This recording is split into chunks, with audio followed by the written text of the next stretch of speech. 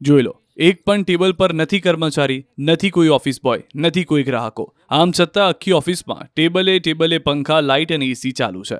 રામ રાજ્ય હોય તેવા આ દ્રશ્યો અમરેલીના મોટી કુકાવાવની વીજ કચેરીના છે. એક તરફ લોકો બફારામાં શેકાઈ રહ્યા છે, લાઇટના ધાંધિયા છે, કલાકો સુધી અંધારપટ છે. બીજી તરફ પ્રજાના પૈસે સરકારી બાબુઓ સરકારી નાણાંનો વેડફાટ કરી રહ્યા છે. બપોરના 2:30 વાગ્યાના સમયે રિસેસમાં બધા જ કર્મચારીઓ કચેરીની બહાર હોવા છતાં આખી ઓફિસમાં લાઇટ ચાલુ હતી. એક પણ કર્મચારીને એવું પણ ન થયું કે આપણે ભોજન કરવા જઈએ છીએ તો લાઇટ પંખા બંધ કરીને જઈએ. લોકો ગરમીમાં ત્રસ્ત છે ત્યારે આ કર્મચારીઓને લાઇટની કોઈ કદર નથી તેવું આ દ્રશ્યો પરથી ફલિત થાય છે. બીજી તરફ આ કર્મચારીઓને પ્રજાના કામ કરવામાં પણ કોઈ રસ નથી.